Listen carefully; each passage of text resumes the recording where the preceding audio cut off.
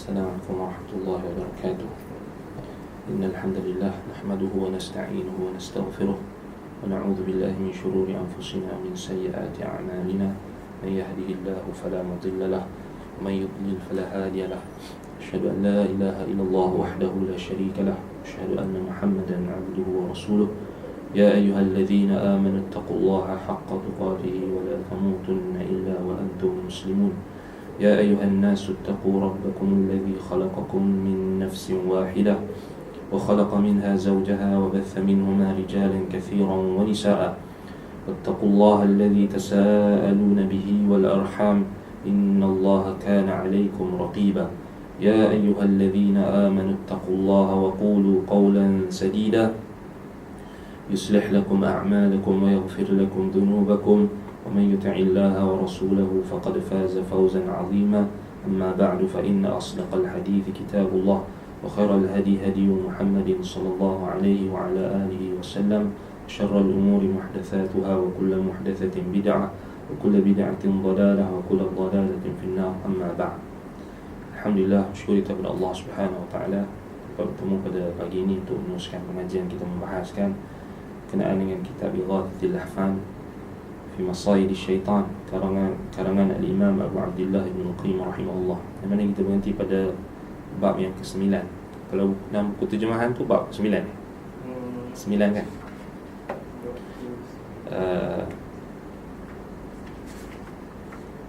Sembilan kan? Baik, kalau siapa yang ada buku terjemahan tu, kita berhenti pada bab yang ke-9 pada topik kotoran dalam perbuatan syirik, zina dan homoseksual. Jadi kita akan membahaskan tentang fasal yang merupakan cabang dari cabang perbahasan dalam bab yang ke-9 ini. Masih lagi membahaskan berkenaan dengan kebersihan hati dan daripada sebarang kotoran. Dan termasuklah dalam perbahasan yang diketengahkan oleh Al-Imam Ibn Qayyim rahimahullah dalam kitabnya ini, iaitu membahaskan tentang fasal tentang kotoran dalam perbuatan syirik, zina dan juga homoseksual. Baik, kata Al-Imam Ibn Qayyim rahimahullah, wa qad wasama Allah subhanahu asy-syirka waz-zina wal-liwat bin-najasati wal-khubth fi kitabih duna sa'iri dzunub. Allah Subhanahu wa taala telah menyebutkan wasama di sini, wasama kita kata telah menyebutkan ataupun menandakan ataupun menamakan daripada wasama. Baik, Allah Subhanahu wa taala menyebutkan perbuatan syirik, zina dan liwat sebagai najis, dan kotoran, al-khubth fi kitabihi, di dalam kitabnya, tanpa menyebut demikian terhadap dosa-dosa yang lain. Wa in kanat mustamilatun ala dhalik, sekalipun semuanya dosa-dosa itu termasuk dalam kategori kotoran, tetapi Allah Subhanahu wa taala hanya menyebutkan syirik, zina dan homoseksual ataupun liwat dengan jelas sebagai najis, sebagai najis. Sebab itu kata Imam Ibn Qayyim, lakinna alladhi waqa'a fil Qur'an qawluhu ta'ala, kan tapi yang telah disebutkan oleh Allah di dalam Al-Quran adalah apa? Firman-Nya, ya ayyuhalladzina amanu innamal musyrikuuna najasun. Wahai orang-orang beriman, sesungguhnya orang-orang musyrik itu najasun, adalah najis. Najis. Baik, mengenai liwat ataupun kita kata kaum yang disebut sebagai amalan kaum Lut, Lutiyah, dinisbahkan kepada mereka atau disebut sebagai homoseks. Allah Ta'ala berfirman, wa lutan atainahu hukman wa ilma wa najjaynahu minal qaryati allati kanat ta'malul khaba'ith innahum kanu qauma su'in fasiqin. Dan kepada Lut kami telah berikan hikmah dan ilmu, dan telah kami selamatkan dirinya dari azab yang menimpa penduduk kota yang mengerjakan perbuatan kotor. Allati kanat ta'malul khaba'itha. Jadi Allah namakan perbuatan liwat itu sebagai khaba'ith. kotoran. Baik. Sesungguhnya innahum kanu qauman su'in fasiqin. Sesungguhnya mereka itu kaum yang jahat, su', lagi fasik. Jadi Allah Ta'ala tak namakan mereka ni sebagai orang yang mempunyai hak asasi manusia ke, kebebasan ke, orang normal ke. Allah tak namakan mereka sebagai manusia dekat sini, tapi Allah namakan mereka sebagai najis. So, siapa yang menamakan kelompok ini sebab selain daripada apa yang Allah namakan, sesungguhnya dia telah terjebak di dalam kezaliman. Dia telah menzalimi diri sendiri. Maksudnya hari ni mereka tak bagi pejuang-pejuang hak kebebasan manusia ni. Kadang-kadang tak nampak manusia pun nampak kebinatangan. Kan? Kita nak sebut hak asasi manusia pun tak tergamak, sebab keluar daripada norma manusia itu sendiri. Mereka marah kalau kita sebut benda ni. Kalau mereka dengar perkataan najis ni, lagi marah. Antara yang baru-baru ni ada seorang wartawan yang gelar sebut Al-Jahiliyah dekat channel Al Jazeera kan. Jahiliyah pun nak kena ambil tindakan kan. Jadi bayangkan kalau kita sebut ini, lagi mereka marah lah. Tambah pula sekarang ni mereka memang dahsyat lah. Kita tengok seruan mereka tu sangat dahsyat sekarang ni. Cuba untuk mereka mengambil tempat dalam masyarakat, cuba untuk normalisasikan perkara tersebut. Jadi itu antara perkara yang kita kata kezaliman. Jadi Allah namakan perbuatan mereka tu al-khaba'ith. Dan Allah tutup ayat dalam surah Al-Anbiya ayat 74 itu dengan Allah Ta'ala tegaskan mereka ini innahum kanu qauma su'in fasiqin. Sesungguhnya mereka itu adalah kaum yang jahat. Su' fasiqin. Lagi fasik. So ada dua. Maksudnya penegasan. Jadi kalau kita tak mau dengar apa yang Allah Ta'ala cakap, kita nak dengar siapa lagi cakap?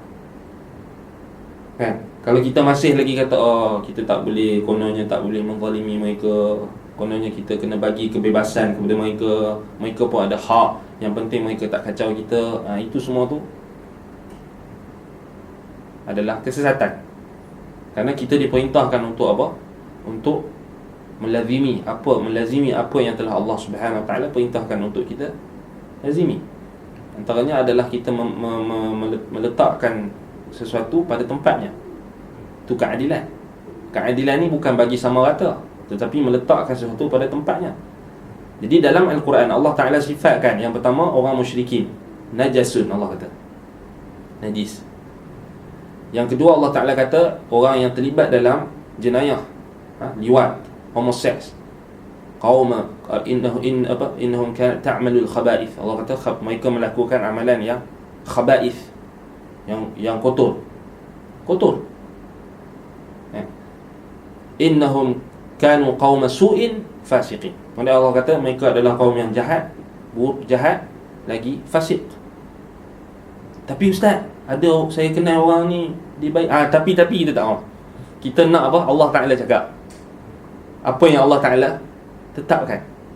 Allah kata orang yang buat perbuatan tersebut, orang yang melakukan kesyirikan, najis. Orang yang terjebak di dalam amalan liwat, qaum su'in fasiqin, ta'malul khaba'ith. Bukan. Jadi kita kata apa yang Allah kata. Nampak? Baik.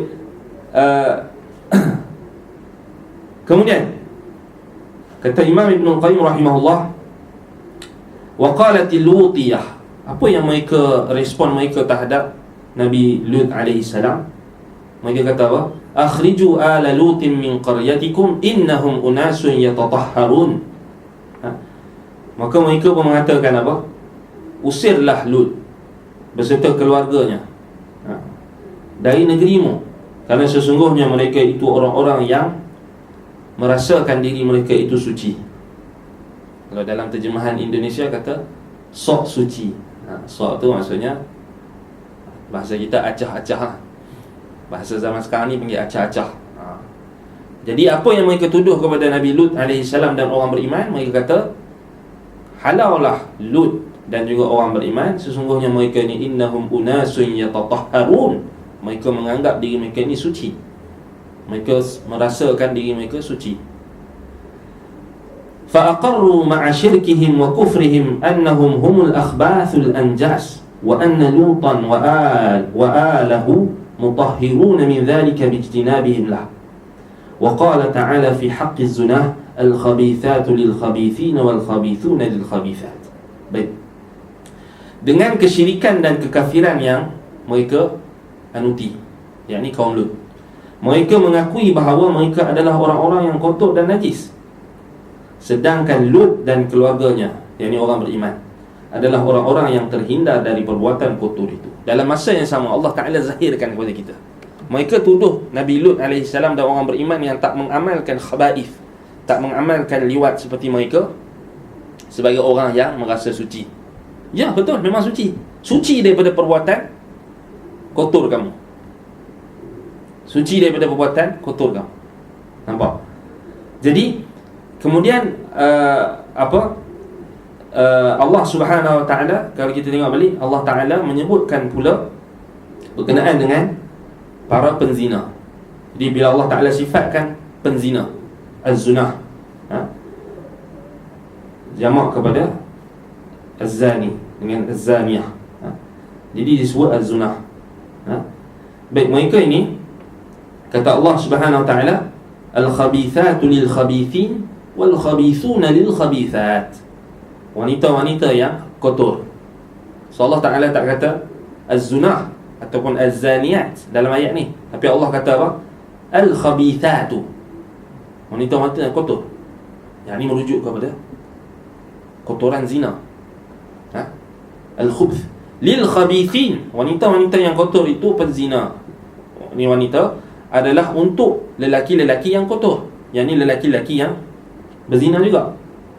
Wal khabithuna lil khabithat, dan orang-orang lelaki yang kotor, yakni penzina di kalangan lelaki, adalah untuk wanita-wanita yang kotor juga, penzina juga. Lil khabithat. Baik. Jadi ini ayat permulaan, kenyataan permulaan Imam Ibn Qayyim rahimahullah buktikan daripada Al-Quran bagaimana Allah menamakan. Pertama sekali, innamal musyrikuna najasun, sesungguhnya orang musyrik itu adalah najis, najas.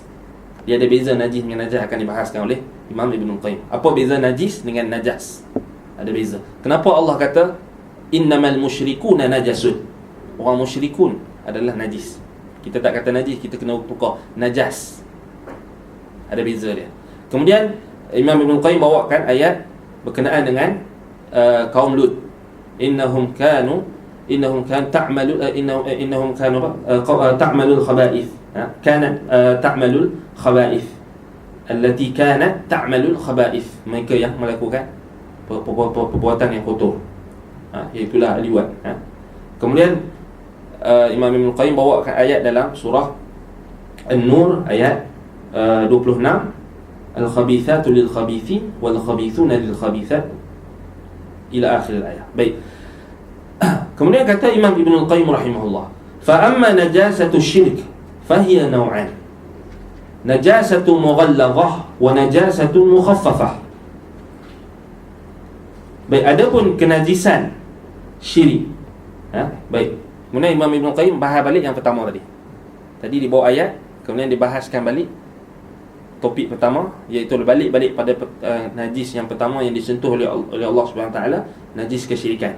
Jadi najis kesyirikan, kata Imam Ibn Qayyim rahimahullah, terbahagi kepada dua, iaitulah apa? Najasatun mughallazah wa najasatun mukhaffafah. Iaitulah kenajisan mughallazah. Benar dengar kan? Najis mughallazah, najis yang berat. Orang Melayu kita ni mengaji najis ni panjang. Kalau kat surau, masjid, tak habis-habis. 10 tahun mengajar najis, 10 tahun. Kadang-kadang tu sampai apa, tok guru meninggal, berhenti dekat najis mughallazah, najis mukhaffafah. Dululah, sekarang ni alhamdulillah lah. Dah apa, tok guru pun dah boleh pakai Zoom kan. Dah boleh pakai Facebook Live, dah boleh pakai YouTube. So alhamdulillah lah dengan nikmat teknologi. Tapi dulu kalau kita teringat dulu, pergi surau, pergi masjid, dia duk ulang najis mukhaffafah, najis mughallazah tak habis-habis. Dulu kita kata yang dulu. Alhamdulillah sekarang ni nikmat teknologi, nikmat yang ada sekarang ni, kita makin orang pun makin dah advance nak mengaji ni kan. Baik. Tapi kalau dulu kita dengar najis ni, najis mughallazah, najis mukhaffafah, perbincangan tentang taharah lah. Kan? Orang Melayu kita dia faham najis mughallazah ni, dia nampak satu je apa? Khinzir. Dia nampak tu lah. Kan? Sampai apa? Pergi mana-mana jadi obses. Kan, nampak bayang apa? Khinzir. Kat mana-mana nampak bayang khinzir. Sampai jadi was-was pada wallahu musta'an. Itu nak bagi tahu orang kita kan. Dulu-dulu kan, kalau kita kata sekarang ni marahlah dia apa. Semua dah ngaji tinggi pandai-pandai lah. Baik, tapi nak bagi tahu istilah najasatul mughallazah dengan najasatul mukhaffafah. So kita ada mutawassitah kan, najis pertengahan, najis berat, najis pertengahan, najis ringan. Tapi dalam syirik dibahagikan, najis syirik ini dibahagikan kepada dua, mughallazah dengan mukhaffafah, tak ada mutawassitah. Iaitu yang berat dan yang ringan. Apa maksud al-mughallazah? Kata Imam Ibn Qayyim, fal-mughallazah asyirkul akbaru alladhi la yaghfiruhu Allah. Najis kesyirikan yang berat, mughallazah, adalah apa? Syirik akbar, syirik besar, alladhi la yaghfiruhu Allah, yang tidak diampunkan Allah. Dosanya takkan diampunkan oleh Allah. Jadi itu kategori syirik mughallazah. Ataupun kita kata najasatul mughallazah. Najasatul syirk yakni mughallazah, kenajisan syirik yang secara mughallazah, yang berat. Jadi apa dia? Syirik besar, syirkun akbar, yang tidak diampunkan oleh Allah. Fa inna Allah la yaghfiru an yushraka bih. Kata Imam Ibn Qayyim, sesungguhnya Allah Ta'ala tidak mengampunkan dosa orang yang mensyirikkannya dengan sesuatu. Sebagaimana dalam surah An-Nisa, inna Allah la yaghfiru an yushraka bihi wa yaghfiru ma duna dhalika liman yasha. Sesungguhnya Allah Ta'ala tak mengampunkan dosa syirik, orang yang mensyirikkannya dengan sesuatu. Wal mukhaffafah, yang kedua al-mukhaffafah, kenajisan syirik yang ringan. Al-mukhaffafah, ringan ni dari sudut apa? Adakah dari sudut kita kena anggap dia ni ringan? Tidak. Bila kita sebut ringan, bukan maksudnya kita boleh compare dengan keringanan materi yang ada di hadapan mata kita, fizikal yang ada. Tak. Bukan dia beza macam ni ringan, ni berat. Bukan macam kita ukur beg kita. Oh, beg anak kita pergi sekolah, hari ni ringan ke berat? Tak, bukan macam tu. Tetapi keringanan di sini maksud adalah apa? Dia bukan dosa yang besar, ataupun dia bukan termasuk dalam kenajisan yang besar, yang berat tadi. Dia hanya ringan, maksudnya ringan di sini asyirkul asghar, maksudnya syirik yang kecil.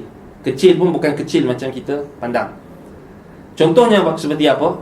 Najis yang kesyirikan yang mukhaffafah, yang ringan ni, seperti apa? Syirik asghar lah. Semua perkara yang termasuk dalam kategori syirik asghar. Seperti apa? Yasirur riya', seperti riya' yang sedikit, riya' yang datang sedikit dalam amalan. Dia beza dengan aslur riya'. Aslur riya' syirik akbar. Kalau orang tu dia buat amalan semata-mata kerana nak riya', daripada asalnya memang riya', terbatal. Maksudnya dia masuk dalam kategori syirik akbar. Syirik akbar Allah tak ampunkan, boleh terkeluar daripada Islam, bahkan boleh kafir kalau dia terjebak dalam aslur riya'. Maksudnya asal daripada niat dia tu dah riya' dah. Aku baca Quran ni kerana nak suruh orang memang dengar bacaan aku, aslur riya'. Beza dengan yasirur riya'. Yasirur riya' asal niat dia ikhlas, aku baca Quran kerana Allah. Tiba-tiba di tengah baca tu ada orang lalu, kemudian dia kuatkan sikit suara, kemudian dia cepat-cepat ingat ataupun cepat-cepat muhasabah balik ke, itu yang panggil yasirur riya'. Maksudnya riya' yang datang kemudian. Wa tasannu' lil makhluq, dan juga apa? tasannu' lil makhluk maksudnya melakukan amalan untuk diperlihatkan kepada makhluk. Wal halfu bihi, bersumpah dengan makhluk. Wa khawfihi, takutkan kepada makhluk. Wa rajaihi, dan juga mengharap kepada makhluk. Maksudnya masuk dalam apa? Kita kata apa? Dia masuk dalam kategori al-mukhaffafah tadi. Kalau dia ada sedikit pemalingan. Tapi kalau asalnya memang dia takut berhala lebih daripada Allah. Memang takut berhala tu, takut hantu misalnya. Asalnya memang dia takut hantu, maka itu dia masuk dalam kategori yang pertama, syirik akbar. Takut pun takut, mengharap sangat dekat hantu tu, ataupun dekat jembalang ke apa, contoh. Tapi kalau dia takutkan Allah, tapi ada takut sikit-sikit nak lalu tempat gelap, sikit-sikit takut, dia boleh masuk dalam kategori apa? Syirik asghar. Kalau dia tak berusaha untuk ubati, dia bahayalah, boleh sampai tahap syirik akbar. Wallahu musta'an. Na'udzubillah min dzalik. Baik. Wa najasatu syirki ainiyah. Baik. Kenajisan syirik ini bersifat aini. Ainiyah maksudnya apa? Substantial. Dia ada dia punya substance dia. Ainiyah. Dia maksudnya najasatu syirik ni, dia maksudnya apa? Dia adalah perkara yang sebenarnya kita kata ada kewujudannya. Walihada ja'ala subhanahu al-musyrika najasan bi fathil jim wa lam yaqul innamal musyrikuna najisun bil kasri fa inna an-najas 'ainun najasah wan najisu bil kasri huwa al-mutajannis. Apa maksudnya? Kita akan tengok ni. فالثوب إذا أصابه بول أو خمر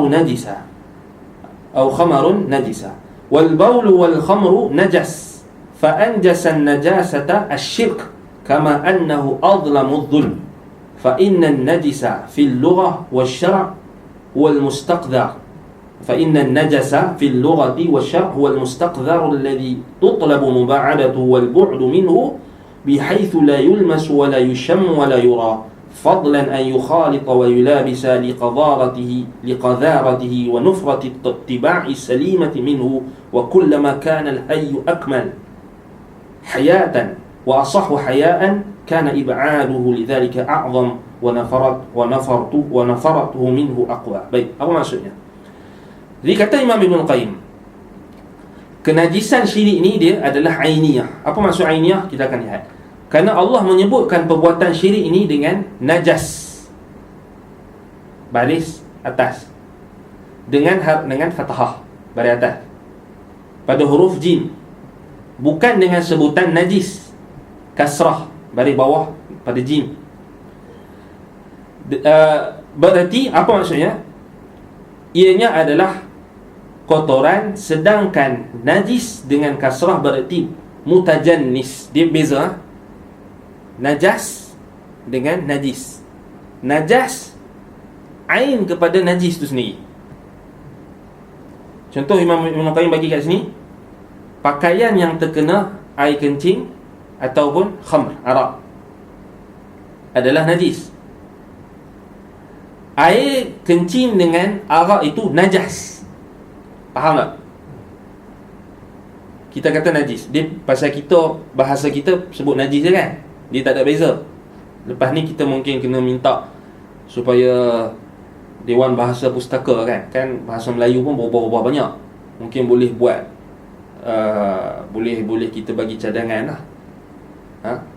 Boleh bagi cadangan supaya dibezakan antara najis dengan najas. Kerana dalam bahasa Arab ada beza, dalam bahasa Melayu tak ada beza kan. Dalam bahasa Arab baris atas najas, ain najis tu. Contohnya Imam Ibn Qayyim bagi arak dengan air kencing. So air kencing, kalau kita air kencing ataupun tahi, kita kata tahi, dia adalah najas. Pakaian yang kena air kencing atau tahi tadi najis. Itu beza dia. Saya nak ulang balik sekali lagi nak faham. benda yang menajiskan pakaian kita disebut dalam bahasa Arab sebagai najas. Jadi najas ni ain dia, ain najis tu. Jadi di baris atas kan najas. Seperti apa? Air kencing, arak tadi yang Imam Ibn Qayyim bagi arak. Kemudian dan seangkatan dengannya lah, tahi ke, tahi kucing ke, tahi apa, pakaian yang kena najis ataupun najas tadi, kita dah ulang kita tersilap pasal kita guna istilah Melayu. Pakaian yang kena najas tadi disebut najis dalam bahasa Arab. Jadi dia mutajannis, dia yang kena najis, kena najas. Silap lagi pasal kita dah terbiasa guna istilah najis kan. Najis tu kita merujuk kepada najis, ain dia. Tapi dalam bahasa Arab dibezakan najas. Sebab itulah kalau kita tengok di sini, perbuatan syirik adalah, kata Imam Ibn Qayyim rahimahullah, wa najasatu syirk, ataupun di sini fa inna najasa fil lughah wa syarq huwa al-mustaqdhar alladhi tutlabu muba'adahu. Sebelumnya dia kata di sini wal baul wal khamar najas, fa'anjasun najasati syirk. Baik, air kencing dengan khamar itu adalah najas. Senajas najas ini bahasa dia. Fa'anjasun najas, senajas najas, boleh faham adalah kesyirikan. Itu baru kita nampak kan. Kalau kita hari-hari kita jaga kita punya kebersihan pakaian, kita basuh pakaian kita, kita istinja dengan betul. Sebab apa? Kita nak elak daripada najas. Kita datang ke mana-mana tempat, macam hari ni tak takut najas kan, takut apa? COVID-19. Jadi kita pun pakai apa? Jaga kebersihan. Tu yang orang kata kita jaga kita tu, tu tak apalah. Betul lah, kita jaga kita, kita peringat kat kawan-kawan kita, kita peringat dekat ahli-ahli kelab kita ke, jemaah kita ke, kita ingatkan supaya jaga kebersihan. Maksudnya berjaga-jaga, basuh tangan dan sebagainya, sebab nak elak daripada COVID-19. Macam itulah juga kita nak elak daripada najas. Maksudnya kita kena berhati-hati, sentiasa beringat dan berwaspada. Jadi Ibnul Qayyim rahimahullah bawakan satu analogi yang mudah. Sebab tu dia kata sini, kalau air kencing dengan arak itu adalah najas yang boleh menajiskan pakaian dan juga tempat kita, maka fa'anjasun najasati asyirik, senajas najas adalah kesyirikan. Baik, tapi orang hari ni dia tak nampak syirik tu najas. Dia nampak syirik ni, syirik ni kita kata kebebasan macam tadilah kan. Apa salahnya syirik ni? Dia kata tawassul. Dia kata tawassul pula, minta jelas-jelas minta dekat orang mati. Tapi dia kata tawassul, minta perantara. Sedangkan Allah Ta'ala isytiharkan perantara yang diambil ketika dalam doa pada selain Allah SWT adalah syirik. Perantara yang maksudnya yang dibahaskan dalam perbahasan tawassul lah. Maksudnya minta dekat orang mati. Orang mati dah tak boleh minta lah, dia mati, kita pergi minta dekat dia. Jelas-jelas kesyirikan, jelas-jelas najas, tapi orang tak nampak. Pasal apa? Kejahilan. Baik. Kemudian kata Imam Ibn Qayyim, kama annahu azlamu dhulm, sebagaimana najas itu, syirik itu adalah najas yang paling najas, maka ianya adalah kezaliman yang paling zalim. Sebab Allah kata apa? Inna syirka la zulmun azim. Fa inna najasa fil lughah wa syar' huwa al-mustaqdhar alladhi tutlabu muba'adatuhu wal bu'du minhu. Kerana sesungguhnya najas di dalam bahasa Arab dan di dalam syariat merujuk kepada apa? Al-mustaqdhar, perkara yang kita kata apa? Yang diperintahkan, itulah kotoran yang diperintahkan untuk kita menjauhkan diri darinya. Yang apa? Yang tak sepatutnya disentuh. bihaitsu la yulmas wala yusham, dan tak sepatutnya dicium, wala yura, dan tak sepatutnya dilihat, ataupun apa sepatutnya dihilangkan. Kita kalau tengok ada sampah pun kita jadi serabut. Kalau kita tengok sampah kat rumah kita kan, ataupun kat jalan, kita dah jadi serabut dah. Maksudnya benda tu adalah mustaqdarah, benda yang kita tak, maksudnya yang secara fitrahnya benda tu orang tak suka. Letaklah sampah dekat mana-mana, dia akan menyebabkan orang akan merasakan sesuatu yang tidak selesa, kan? Baik, jadi bayangkan najis ataupun najas syirik ni, dia lebih-lebih lagi kena dijauhi, liqadaratihi wa nufrati tiba'i salimati min. Kerana apa? Kerana kenajasan yang ada padanya, dan dia boleh menajiskan sesuatu, perkara-perkara yang lain, boleh mencemarkan dan fitrah yang sejahtera akan membenci dan akan menjauhkan diri daripada hal tersebut. Sebab itu kalau kita faham tentang kenajasan, najas syirik ini, maka lebih-lebih lagi lah kita akan menjauhkan diri daripada syirik ini, lebih daripada kita menjauhkan diri daripada kotoran-kotoran yang lain. Kalau kita faham, kita nampak apa yang Allah Ta'ala sebut. Bila Allah kata innamal musyrikuna najasun, sesungguhnya orang-orang musyrik itu adalah najas, maksudnya dia adalah senajis-najis perkara, senajas-najas perkara, kerana dia adalah kezaliman yang paling zalim. Nampak? Baik, tapi malangnya orang tak nampak ni. Orang tak nampak. Orang hanya dikaburi dengan apa? Oh, tengok tu dia ramai pengikut. Oh, nampak dia tawaduk, nampak dia macam ni, nampak hanya penampilan zahir, tengok serban dia, tengok jubah dia hebat, tetapi kenajasan syirik yang ada pada orang tersebut kita tak nampak. Nampak? Itu hakikatnya, kan? Baik. Kemudian kata Imam Ibn Qayyim rahimahullah, fal a'yanun najasah imma an tu'zi al-badan aw al-qalb aw tu'zihima ma'an, wan najasu qad yu'zi bi raihatihi wa qad yu'zi bi mulabasatihi wa in lam takun lahu raihatun karihah. Benda-benda yang kotor ini, a'yanun najasah, benda-benda yang najas, yang kotor ni, dia sama ada boleh menyakitkan badan ataupun boleh menyakitkan hati. Sama ada dia dapat menyakitkan badan atau menyakitkan hati, ataupun dia menyakitkan kedua-duanya.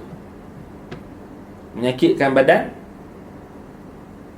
macam kita tengok ni lah, penyakit-penyakit yang disebabkan oleh tak jaga kebersihan ni.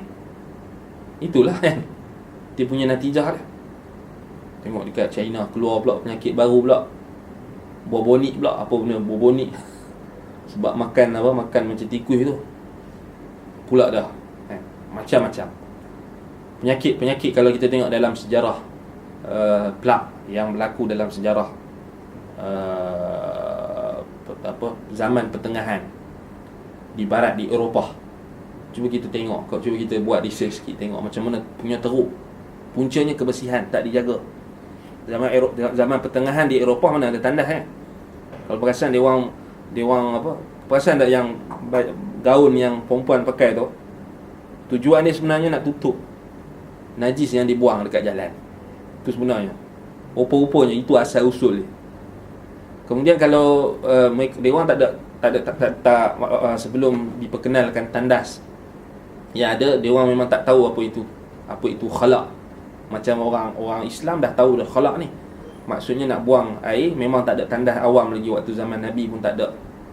Kat Madinah tak ada lagi, tetapi mereka buang di tempat yang jauh, di padang pasir, di tempat yang jauh daripada pandangan manusia, tempat yang ditinggalkan.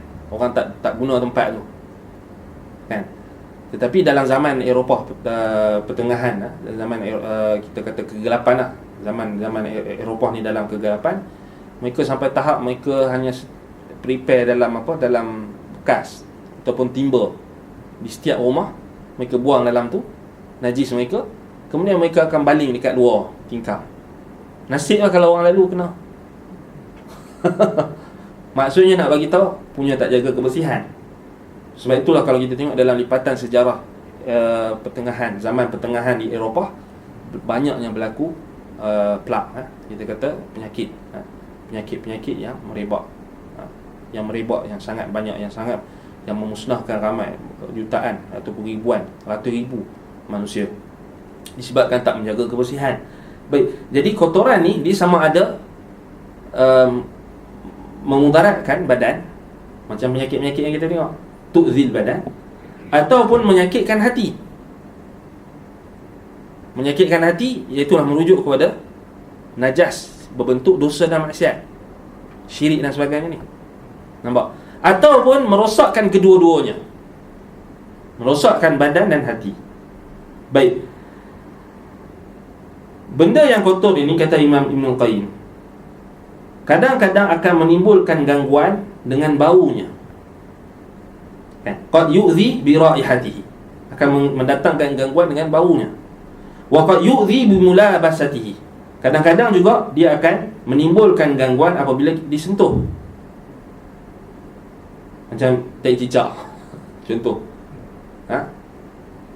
Cuba kita pergi surau atau masjid, terpijak tai cicak, rasa macam apa? Memang terganggu. Baik, wa in lam takun lahu raihatun karihah, walaupun ianya tidak mempunyai bau yang tidak menyenangkan. Kadang-kadang macam kita tak bau lagi kan. Maksudnya nak bagi tahu di sini, dia najasah ni ataupun ayanun najasah, benda yang kotor ini, dia akan memberikan gangguan, dia akan memudaratkan, sama ada memudaratkan badan ataupun hati. Itu poin yang nak disampaikan oleh Imam Ibn Qayyim rahimahullah. Walaupun kadang-kadang benda yang najis ataupun najas yang kotor tadi itu tak ada bau, tetapi tetap akan mengganggu, dan menyebabkan kita tak akan senang. Maksudnya Imam Ibn Qayyim nak bagi tahu di sini, contoh macam najas yang tak bau ni, syirik lah, bau tak bau pun. Bahkan boleh jadi orang yang buat syirik tu dia pakai minyak wangi, dia pakai perfume yang paling wangi di dunia, kita kata tak bau pun, bau wangi, tetapi hakikatnya dia adalah najas yang boleh merosakkan hati kita bila dia membawa kesyirikan. Baik, wal maqsudu, yang nak dimaksudkan di sini, anna an-najasata taratan takunu mahsusatun zahirah wa taratan takunu ma'nawiyatun batinah. Yang nak dimaksudkan di sini, kata Imam Ibn Qayyim, kotoran itu kadang-kadang dia adalah sesuatu yang boleh dirasa, mahsusatun zahirah, materi yang boleh dipegang, mahsus yang boleh disentuh. Wa taratan takunu ma'nawiyatun atau ma'nawiyatan batinah, dan kadang-kadang ianya bersifat ma'nawi. Ma'nawi maksudnya dia bukan benda yang kita nampak, bukan fizikal, hidden things, ma'nawi, yang tidak nampak, batinah. Fayaghlibu 'ala ar-ruhi wal qalbi al-khubuth wan najasah. Maksudnya kotoran itu dia boleh mendominasi ruh dan hati.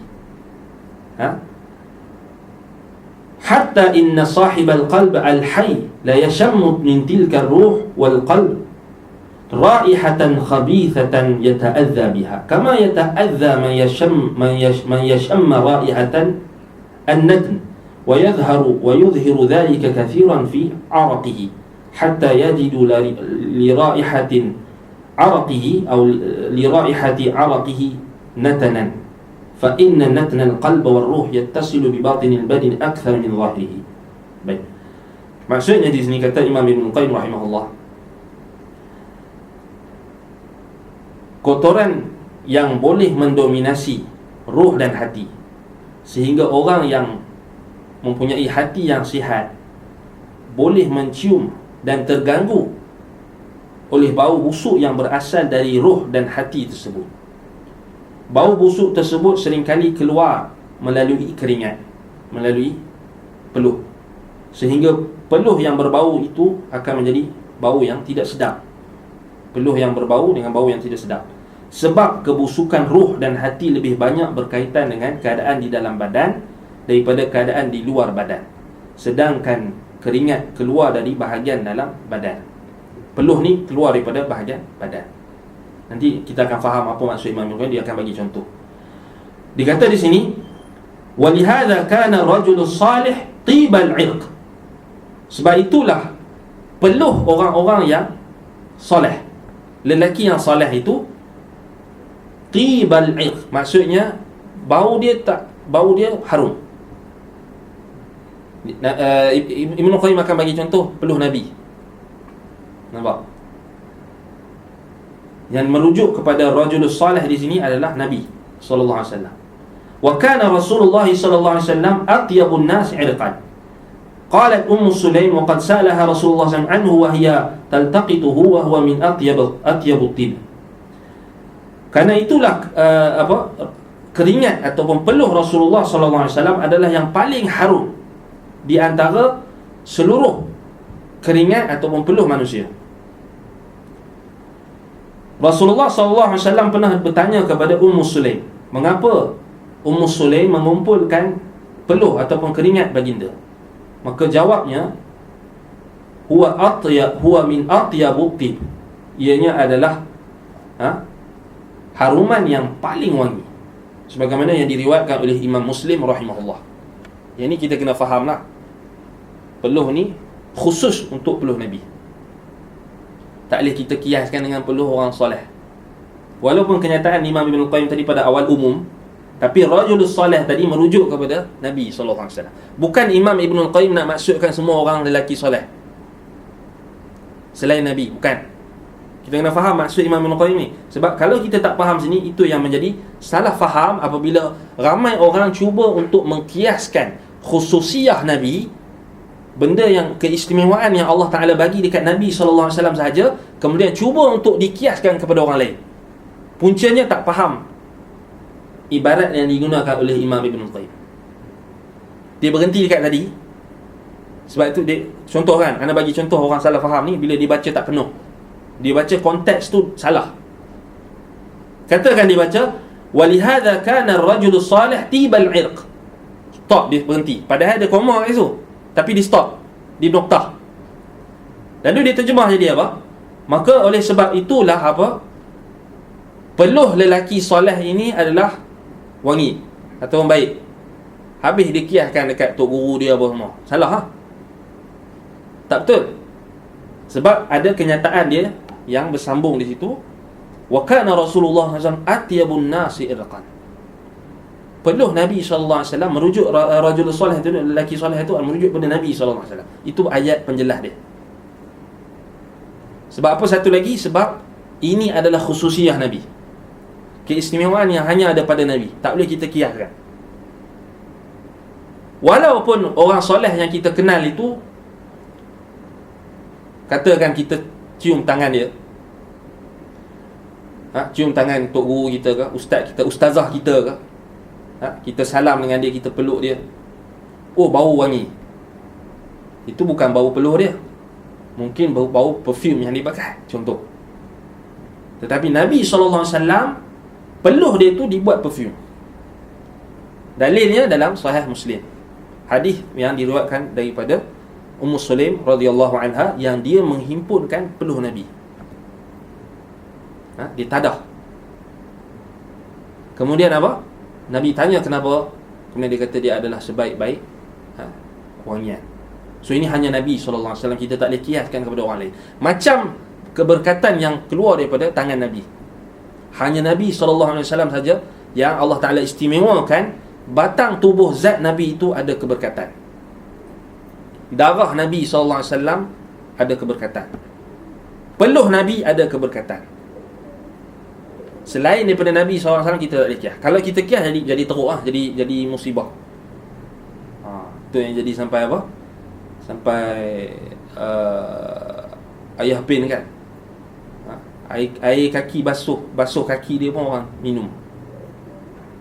Sebab apa? Sebab dia ada unsur tadilah, pasal dia samakan orang selain daripada Nabi ni dengan Nabi. Sedangkan tak boleh. Sama macam Nabi SAW hanya Allah Ta'ala izinkan Nabi untuk menikah lebih daripada 4. Boleh tak kita kias dengan orang lain? Oh, tok guru saya alim, dia boleh juga kahwin lebih daripada 4. Tak boleh lah, salah lah. Pasal tok guru kau bukan Nabi. Nabi adalah Nabi, tak sama dengan orang lain. So itu kita kena faham ada khususiah Nabi. Sebab itu dalam sirah, dalam pengajian sirah ataupun dalam topik sirah nabawiyah, ulama keluarkan satu topik yang khusus daripada topik sirah, iaitulah perbahasan berkenaan dengan khasaisul Nabi. Khasaisul Nabi maksudnya keistimewaan yang Allah Ta'ala berikan kepada Nabi Muhammad SAW yang tidak berkongsi dengan orang lain. Maksudnya dia hanya Nabi saja. Contohnya macam apa? Nabi SAW ni dia tidur, mata dia tidur, hati dia berjaga. Tanamu aynah walam yanamu qalbuhu. Kedua matanya tidur, hati dia berjaga. Ini hanya Nabi. Orang lain tak boleh. Sebab itulah mimpi Nabi wahyu. Sebab dia tidur tapi hati dia berjaga. Selain daripada Nabi, bukan macam tu. Dia tidur, mata dia, hati pun tidur. Kadang-kadang hati mati. Jadi kalau dia mimpi, tak boleh jadi wahyu lah. Itu simple nak faham. Tapi bila tak faham isu ni, dia cuba nak kiaskan orang ni, tok guru tarikat dia dengan Nabi lah apa semua. Itu yang menjadi punca kesesatan. Baik. Kemudian kata Imam Ibnul Qayyim rahimahullah, tetapi tak nafikanlah kita kata peluh orang beriman dengan peluh orang kafir. Mana lebih baik? Peluh orang beriman. Kita cuba bagi satu analogi yang mudah. Peluh orang yang malas bekerja. Contoh, dia duduk dekat rumah, duduk tak bekerja, duduk kat rumah. Dia peluh tak? Peluh juga. Peluh pasal apa? Makan. Dia peluh makan sup ke apa, dia peluh juga kan, keluar peluh juga. Tapi dia tak keluar, tak bekerja. Contoh, dengan peluh orang yang keluar bekerja, maksudnya dapat hasil dia tu daripada titik peluh keringat dia. Macam orang kata kan, titik peluh dia, hasil daripada titik peluh dia. Sudah tentulah titik peluh dia tu lebih baik berbanding dengan titik peluh orang yang tak bekerja tadi, yang hanya mengharap daripada bantuan orang dan hanya minta sedekah. Contoh kan, kita boleh terima lah, akal kita boleh terima. Sudah tentulah boleh terima juga, tak mustahil juga kita kata peluh orang beriman lebih baik daripada peluh orang musyrik. Betul tak? Peluh orang beriman lebih baik daripada peluh orang kafir. Bukan suruh pergi kutip peluh dia, tapi nak bagi tahu yang ni maksud Ibn Qayyim. Peluh maksudnya sebab apa? Datang daripada jiwa yang bersih. Jangan salah faham, jangan salah kata lepas ni boleh tabaruk ambil peluh ustaz ke, jangan. Tu jadi sesat dah tu. Tapi nak bagi tahu dari sudut kebaikan. Maksudnya disebabkan jiwa yang baik, dia akan menatijahkan perkara yang baik juga. Termasuklah peluh tadi. Macam kita boleh terima kan, kita boleh terima kenyataan orang yang bekerja keluar peluh dengan orang yang duduk kat rumah saja, kemudian dia mengharapkan bantuan orang lain, kemudian dia tak buat kerja, kemudian dia minta sedekah dan sebagainya. Sudah tentulah peluh dia dengan peluh orang yang bekerja tadi tak sama. Nampak? Baik, kalau kita tengok orang tu dia sihat betul badan lagi, tak ada cacat celah apa semua, muda lagi, duk main minta sedekah, apa kita rasa? Kita rasa macam tak kena, betul tak? Tak kena. Kita rasa tak kena. Sedangkan ada orang yang lagi teruk daripada dia. Ada orang yang berkursi roda, ada orang yang macam-macam lagi teruk, ada yang tak ada tangan, ada yang tak ada kaki. Tapi bila kita tengok dia orang pergi bekerja, buat kerja yang mampu, atau walaupun kutip sampah sekalipun, tetap pekerjaan yang mulia. Nampak? Kerana pekerjaan yang halal. Pekerjaan yang halal, dicari daripada sumber yang halal. Sudah tentulah perkara itu akan menatijahkan kebaikan pada jiwa dia. Kan? Maksudnya beza. Itu sudut pandang kita. Bayangkan dia di sisi Allah SWT sudah tentu lebih berbeza antara orang yang bekerja dengan orang yang tak bekerja tadi. Bahkan kalau kita tengok ulama salaf terdahulu, Imam Ahmad ada, tak salah Imam Ahmad ada satu Imam Ahmad ataupun ada seorang ulama, anda tak ingat nama dia, ulama salaf, dia ada satu kitab yang membahaskan tentang al-hathu 'ala as-sina'ah wal 'amal, galakan, motivasi supaya bekerja dan beramal. Itu ulama salaf dulu. Ulama salaf dulu mereka bekerja. Bekerja. Kan? Maksudnya bukan kita mengharapkan daripada bantuan orang sahaja. Baik. Kemudian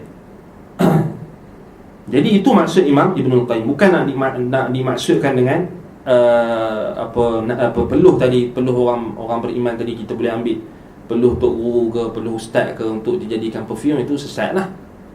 Itu hanya peluh Nabi SAW. Fan-nafsun najasah al-khabithah yaqwa khubthuha wa najasatuha hatta yabdu 'ala al-jasadi. Wan-nafsu tayyibah bididdiha. Baik. Jiwa yang najis dan kotor, kenajisan dan kotorannya boleh menjadi kuat sehingga akan ternampak melalui badan. Ini kataan Imam Ibn Qayyim. Adapun jiwa yang baik, sedangkan jiwa yang baik sebaliknya, bididdiha. فإذا تجردت وخرجت من البدن وجد لهذه كأطيب نفحة مسك وجدت على وجه الأرض ولتلك كأنتن أو كأنتن ريح جيفة وجدت على وجه الأرض. Baik. Jiwa yang najis dan kotor, kenajisan dan kotorannya boleh menjadi kuat, menjadi besar, menjadi kuat sehingga muncul melalui badan. Sedangkan jiwa yang baik sebaliknya, bila telah lepas dan telah keluar dari badan, ia akan membawa bau seharum misk, yakni kasturi, yang paling baik yang ditemukan di permukaan bumi. Sedangkan jiwa yang busuk itu membawa bau yang seperti bangkai yang paling busuk yang ditemukan di atas permukaan muka bumi. Baik. Yang ni kalau kita tengok balik, satu perumpamaan yang kita kata pada dasarnya adalah hakikat. Perumpamaan, analogi yang bukan sekadar analogi, tetapi analogi yang kita kata mudah untuk diterima akal. Macam mana mudah diterima akal? Maksudnya kita kata, ialah bila orang yang baik buat baik, orang Melayu kita kata apa? Manusia mati meninggalkan nama. Harimau mati meninggalkan belang, manusia mati meninggalkan nama. Maksudnya kalau kita buat baik, akan ada kesan tak pada nama kita? Akan ada kesan. Baik, nama kita. Nama kita akan disebut-sebut. Orang yang baik akan dikenali sebagai orang yang baik. Kalau kita buat jahat, maka nama kita juga akan terpalit dengan kejahatan tersebut. Orang akan tahu, orang akan kenal. Oh, dia ni orang yang jahat, orang yang sekian. Nampak? Jadi itu kesan yang boleh diterima akal, betul tak? Begitulah juga kenajisan syirik. Dia adalah kenajisan yang paling busuk sekali. Cuma benda tu Allah tak bagi kita bau je. Tapi kalau kita dapat tahu, sebab kita sebelum ni dah bincangkan panca indera yang Allah Ta'ala bagikan kepada orang beriman ni, dia ada lebih. Dia boleh bezakan antara hak dan batil, tauhid dan syirik. Syaratnya ilmu. Sebab itu bila kita nampak benda ni, kita akan nampak bahawasanya kesyirikan ni adalah kenajisan yang paling busuk sekali atas muka bumi ni. Seumpama bangkai yang paling busuk sekali.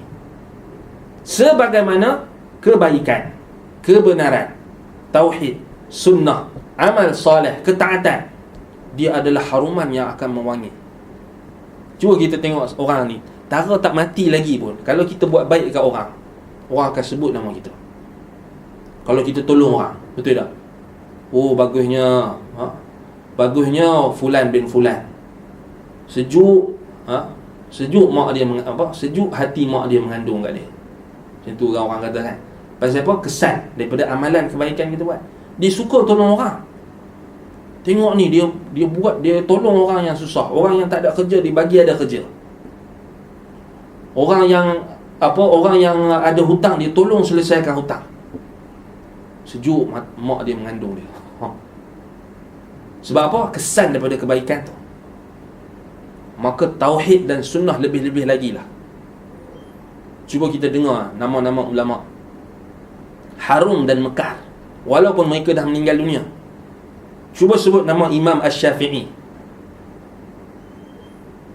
Ada tak dia meninggalkan wasiat ataupun dia meninggalkan kita kata harta ataupun dia meninggalkan syarikat perfume yang paling mahal atas muka bumi ni? Ada ke? Tak ada. Tapi namanya mekar, namanya wangi. Bila sebut Imam Asy-Syafi'i, semua orang rasa seronok. Bila sebut tentang Imam Ahmad bin Hanbal, semua orang akan rasa mekar, wangian. Walaupun tak ada pada hakikatnya wangian tu tersebut, tetapi mewangi, namanya itu mekar dan mewangi. Sebut nama siapa lagi? Ulama-ulama, Imam Malik. Sebut nama para sahabat Nabi, Abdullah bin Abbas. Nampak? Jadi maksudnya itu kesan dia. Kesan, kita kata kebaikan tersebut. Baik, sama juga macam kesyirikan. Sebut nama Abu Jahal, semua orang tak suka. Sebut nama Fir'aun, marah. Pantang orang kalau dengar orang panggil nama, orang dengar nama Fir'aun ni, tak boleh dengar.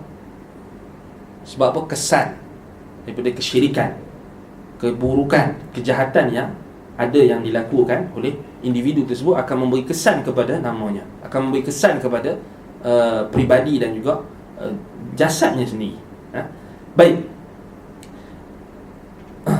Bahkan kalau kita nak kata kesyirikan ni memberi kesan pada fizikal, betul. Apa contoh dia? Kesyirikan memberi kesan kepada fizikal. Syirik ni walaupun kita kata dia memanglah kita tak nampak dia punya fizikal tu, tak membau, tak ada bau, tetapi dia kadang-kadang apa yang Imam Ibn Qayyim bagi tahu ni, ada wajah dia, ada sudut yang kita kata yang kita boleh terima. Contohnya orang yang anda cerita sebelum ni, dalam kelas sebelum ni, orang yang melakukan syirik. Orang yang melakukan syirik ni contohnya macam ilmu kebal, ilmu batin. Orang kata ilmu kepala tai. Syarat dia nak amalkan ilmu tu, dia tak boleh mandi, dan dia tak boleh istinja, tak boleh potong rambut, tak boleh potong kuku. Dia kena biarkan sampailah apa, bila-bila syarat yang dipegang tu, barulah dia akan dapat kebal. So berlaku tak kebusukan, kenajisan tu pada badan dia? Berlaku. Dalam konteks yang sama, kalau kita tengok dalam tafsir At-Tabari, Jami'ul Bayan fi an ta'wil ayat Al-Quran oleh Imam Muhammad Ibn Jarir At-Tabari rahimahullah. Ibn Jarir At-Tabari bila membahaskan berkenaan dengan ayat innamal musyrikuna najasun, dibawakan dua pendapat tafsir di kalangan ulama. Satu pendapat ulama mengatakan najas di situ maksudnya orang musyrik ini dia memang najis, dia memang najas kerana dia tidak beristinja. Sebahagian riwayat kata mereka berjunub tak mandi, sebab itu mereka najis. Realitinya itu yang kita tengok. Betul tak? Siapa cerita? Ustaz Yunus cerita kan, dia pergi China Cuba tengok tandas awam dia. Cuba siapa yang pernah pergi China, kalau pergi dekat tandas dia punya public toilet dia, tak payah cerita. Kalau ada orang dengar orang cerita pun, dah jadi geli je.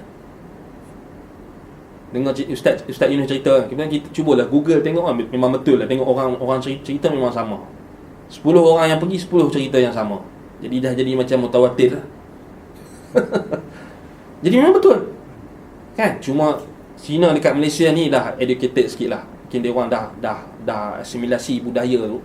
Mereka dah duduk dengan orang Melayu lama, orang Islam. So mereka pun dah ada setengah tu dah istinja pun. Sebab mereka tahu kan benda tu kotor kan. Walaupun kebanyakannya memang masih lagi tak istinja dengan betul lah. Tetapi nak bagi tahu pendapat ulama tafsir yang menafsirkan ayat innamal musyrikuna najasun, ada wajahnya kerana memang itu kaitan dia, kelaziman dia. Sebab macam tadilah, macam amalan macam orang yang buat amalan ilmu kebal tadi tu, ilmu kepala tai tadi, dia tak mandi. Sebab itu syarat dia, kalau kita tengok balik kesyirikan dan kekufuran ni, syaitan akan datangkan syarat-syarat yang menyanggahi fitrah, syarat-syarat yang menyanggahi syariat. Sebab itu kalau kita tengok sihir dan amalan mistik, ilmu hitam dan sebagainya ni, lagi kotor, lagi berkesan. Cuba baca dalam kitab As-Sarimul Battar oleh Syekh Wahid Abdul Salam Bali. Dia cerita tentang apa? Cerita tentang macam mana sihir-sihir yang dipraktikkan, diperintahkan oleh tukang sihir itu untuk apa? Supaya dihina Al-Quran ni. Al-Quran dicampakkan ke dalam tandas, dipijak dengan selipar yang dilumurkan dengan darah haid, diconteng dengan darah. Kena nampak kan?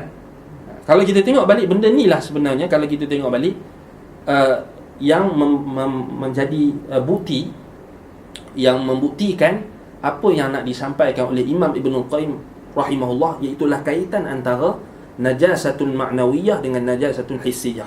Kenajisan yang berbentuk maknawi dengan kenajisan yang berbentuk hissi yang kita nampak.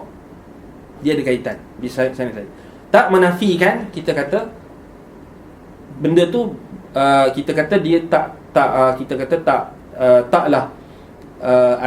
tak semestinya benda tu ada sifat-sifat yang kita sebutkan tadi pada sesuatu individu atau sesuatu kumpulan atau sesuatu masyarakat tu secara 100%, tetapi pasti akan ada satu. Kalau dia wangi kan, dia keluar rumah dia wangi, tapi dia syirik, musyrik, tapi tak terlepas daripada dia tak basuh najis dia, contoh kan. Sebab itu kita kata dia akan ada wajah yang menepati apa yang disebutkan oleh Imam Ibnul Qayyim rahimahullah. Baik, dia maksud Imam Ibnul Qayyim tadi apa? Najis tadi, kekotoran tadi, dia akan terzahir pada jasad. Dia akan terzahir pada jasad.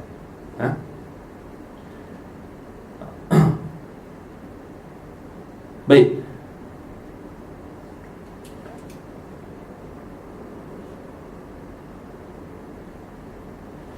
والمقصود أن الشرك لما كان أظلم الظلم وأقبح القبائح وأنكر المنكرات كان أبغض الأشياء إلى الله وأكرهها له وأشدها مقتا لديه ورتب عليه من عقوبات الدنيا والآخرة ما لم يرتبه على ذنب سواه. Baik. Jadi maksudnya sini yang jelas, sekali lagi Imam Ibn Qayyim nak tegaskan, kerana apa? Apa yang dimaksud sini, bahawasanya kesyirikan itu adalah kezaliman, keburukan dan kemungkaran yang paling besar. Maka ia merupakan hal yang paling dimurkai dan dibenci oleh Allah Subhanahu wa ta'ala. Allah memberikan hukuman sebagai akibat perbuatan ini yang tidak diberikannya sebagai akibat perbuatan dosa yang lainnya. Tak diberikan kepada dosa uqubah, hukuman, ancaman, akibat yang Allah Ta'ala tetapkan pada dosa syirik ni tak berbeza dengan dosa-dosa yang lain, tak sama. Baik, Allah memberikan, sebab itu kita tengok balik, Allah memberitahu, mengkhabarkan bahawa dia tidak akan mengampuninya. Inna Allah la yaghfiru an yushraka bihi. Allah tak ampunkan dosa syirik. Dia tidak akan para pelakunya adalah najas. Innamal musyrikuna najas. Allah kata najas, maksudnya zatnya tu kotor. Nampak? Kita dah bincangkan tadi kan, zatnya tu semua. Sehingga dilarang untuk memasuki tanah haram. Sembelihan mereka tidak boleh dimakan, dan mereka tidak boleh dinikahi oleh orang-orang beriman. So poinnya di sini, orang musyrik, walaupun dia pakai pakaian yang cantik, walaupun dia bersihkan diri dia macam mana sekalipun, selagi kesyirikan ada pada dirinya, ada pada hatinya, ada pada jiwanya, maka dia tetap diisytiharkan oleh Allah Subhanahu wa ta'ala sebagai najas. Jadi najis pada zatnya. Tapi dia bersih. Tapi bersihnya, pergi, kan orang kita kan pergi dekat Iceland, pergi dekat mana lagi, pergi Switzerland, pergi dekat New Zealand, bersihnya New Zealand. Bila pergi Mekah, pergi Madinah, kotornya Mekah dengan Madinah ni. Kadang-kadang tu dia tak nampak apa yang Allah Ta'ala sebutkan dalam Quran najas tadi. Dia hanya nampak apa yang zahir. Tu yang dia hanya nampak apa yang zahir. Kan Mekah dengan Madinah pun taklah sekotor yang dia gambarkan kadang-kadang. Bersih, memang bersih. kan? Cuma memanglah tak nafikan, adalah tempat-tempat yang kotor macam tempat kita lah, kan? Macam tempat kita ni kadang-kadang, yalah, letak macam tempat kita ni kadang-kadang kita sedih jugalah, letak kat situ zon bersih, bawah tu signboard tu zon bersih, tapi kat situlah ada sampahnya. Ada satu tempat lah, tong sampah tu dia suruh letak, buanglah sampah dalam tong sampah. Siap buat signboard lagi, buat muka orang apa semua, tapi kat situlah yang penuhnya, tak masuk dalam tong sampah tu. Sebab dia kesedaran orang. Kadang-kadang kita sedih juga lah tengok, kan? Pasal dah terbiasa macam tu, kan? Dah terbiasa macam tu. Wallahul musta'an. Tapi nak bagi tahu orang kafir, macam mana sekalipun kita terpedaya dengan penampilan mereka, Allah Ta'ala isytiharkan mereka najas. Apa maksud najas? Zat mereka itu sendiri najas. Dia tak perlu pada najis-najis yang lain dah. Dia memang dia sendiri najas. Nampak? Sehingga dilarang untuk memasuki tanah haram. Sembelihan mereka tidak boleh dimakan dan mereka tidak boleh dinikahi oleh orang-orang beriman. Anda baru baca dalam Tafsir At-Tabari. Memang Imam At-Tabari bawakan satu riwayat ataupun satu pendapat di kalangan ulama salaf. Pendapat yang mengatakan bahawasanya kalau kita salam dengan orang musyrikin, kena wudu. Ini satu pendapat. Walaupun pendapat ni tak kuat lah. Salam orang musyrik, kena wudu. Sebab apa ulama berpendapat itu? Sebab mereka faham daripada ayat najas tadi. Tetapi dibantah oleh sebahagian ulama yang lain, tak tepatlah pendapat tu. Maksudnya najas yang dimaksudkan situ sebagaimana yang disebutkan oleh Imam Ibn Kathir, itulah najas dinan. Apa kita kata najis dinan, bukan ainan. Orang musyrik dia najas dari sudut agama dia. Adapun ain dia, fizikal dia, bukan najas. Maksudnya kalau kita salam, tak payahlah pergi basuh tangan ataupun wuduk. Tapi nak bagi tahu, ada pendapat ulama yang sampai tahap kalau salam dengan orang musyrik ni kena ambil wuduk. Nak bagi tahu dia faham daripada ayat najas tu, innamal musyrikuna najas. Nampak? Walaupun pendapat itu kita marjuh lah, tak tepat lah.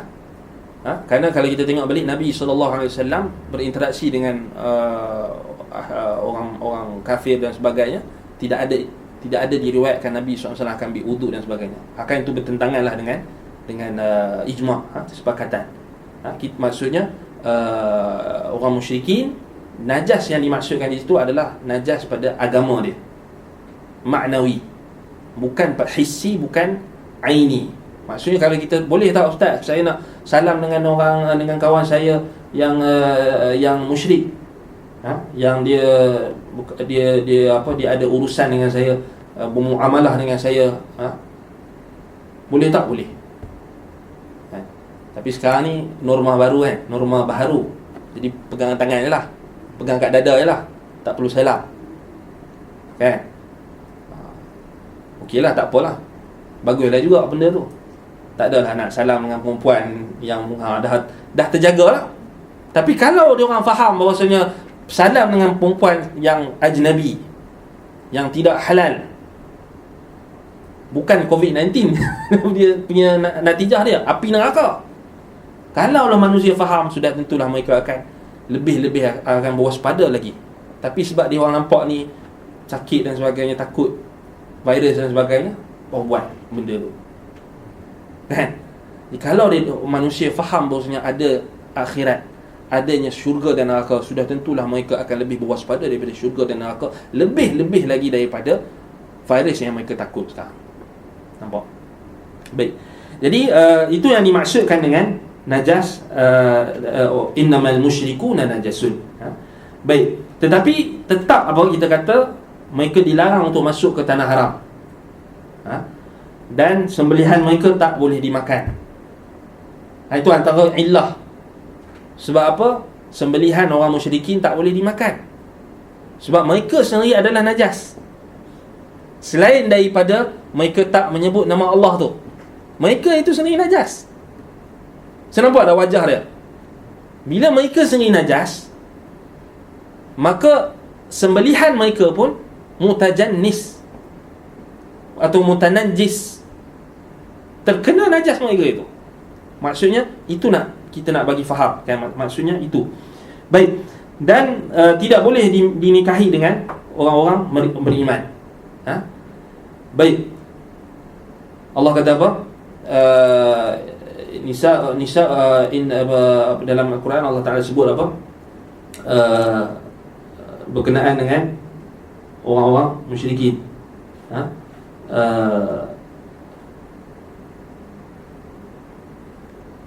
Wala amatun mu'minatun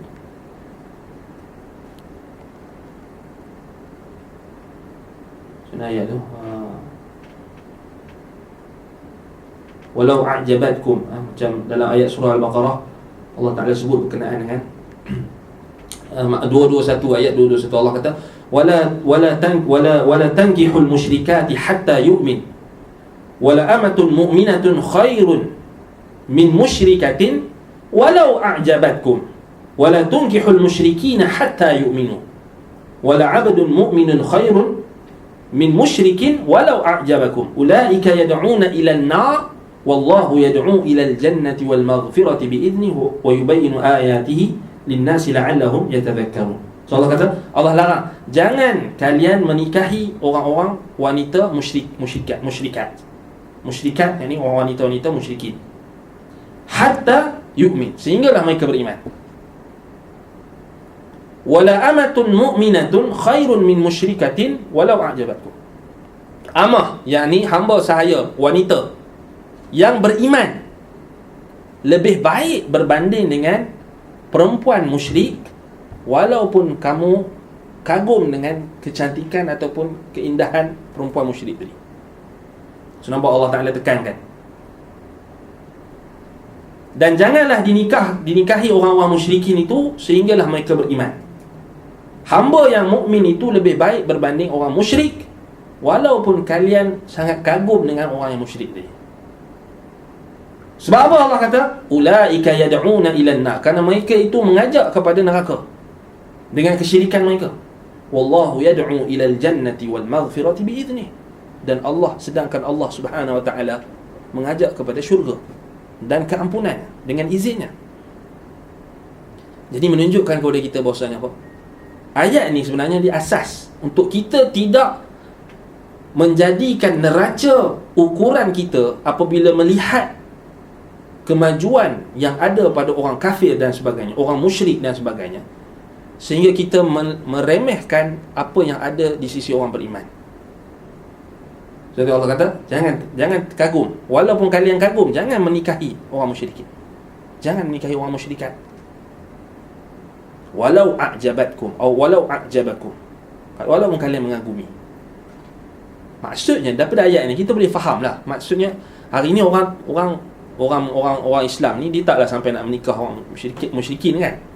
Orang kafir. Walaupun dah berlaku, kalau kita tengok balik di Indonesia misalnya, apabila diisytiharkan Pancasila tu kan, so menyebabkan pluralism berlaku, sehingga kita tengok di Indonesia dah ada kan satu rumah tu suami dia Islam, isteri dia Kristian, anak dia Buddha, nenek dia Hindu.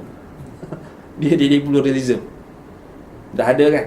Kat Malaysia belum ada lagi, alhamdulillah. Dan kita minta Allah Taala lindungi negara kita, melindungi orang Islam di Malaysia ini sekalipun, dan di seluruh dunia, hatta di seluruh dunia, melindungi mereka daripada sebarang bentuk kekufuran ini.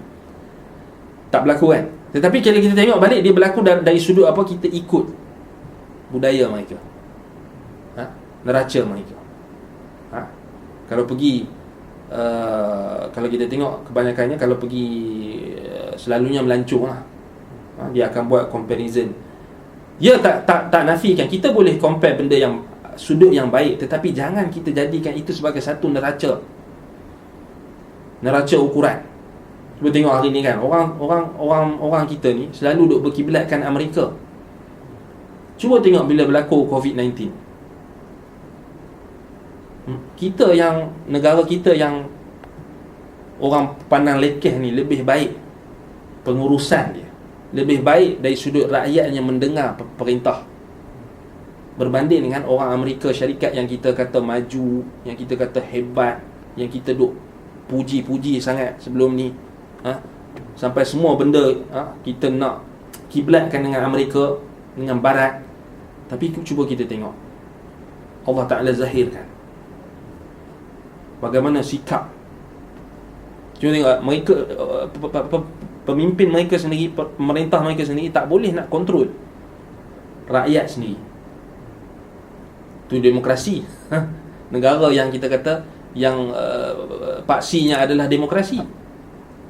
Adakah demokrasi ni akan bagikan keamanan? Tidak. Bahkan akan menimbulkan lagi huru-hara. Itu contoh tu Allah nak tunjuk kat kita. Selama ni kita Amerika baik terbaik gini sekian. Tapi hakikatnya hanyalah apa? Hanyalah sekadar kita kata, ada sekadar slogan. Dan hanyalah sekadar kita kata apa yang dinampakkan di dalam filem-filem mereka, itu saja. Tak ada lebih. Kadang-kadang kita yang kita rasa kecil ni, kita lagi baik sebenarnya. Sebab apa? Sebab kita ada Islam. Islam yang membimbing kita.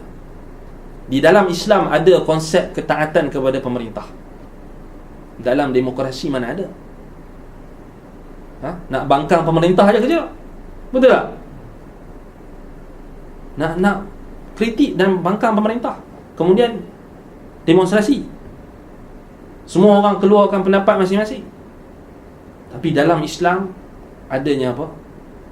Ta'atun liwalil amr, ketaatan kepada pemerintah.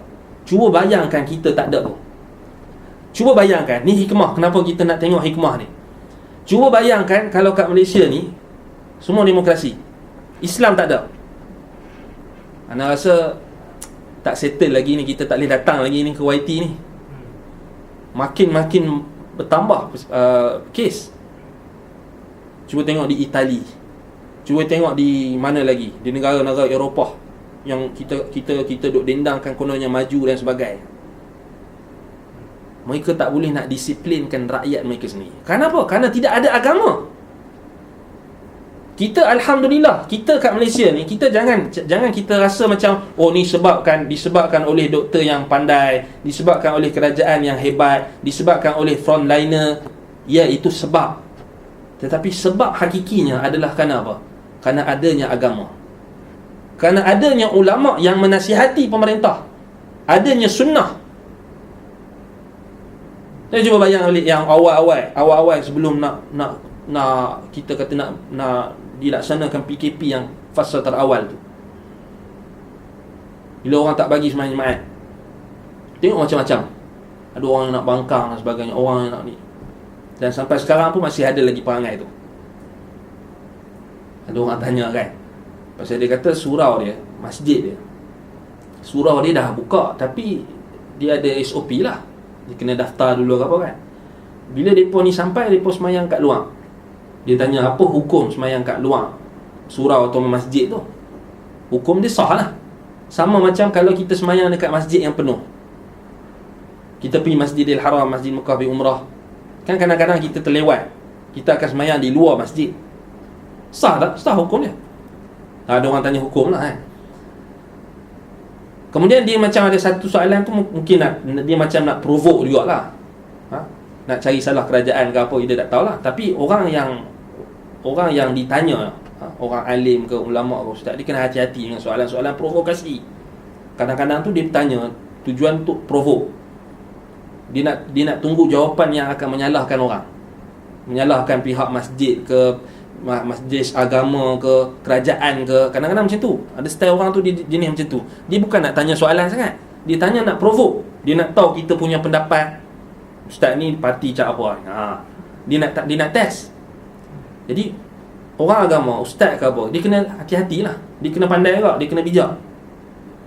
Kadang-kadang tu dia tanya macam tu.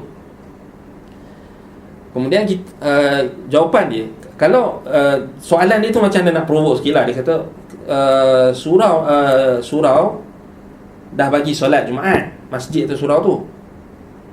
Kemudian bila dia orang sampai dia orang kena solat kat luar. Dia kata kat situ soalan tu, solat kat luar pun diperlarang.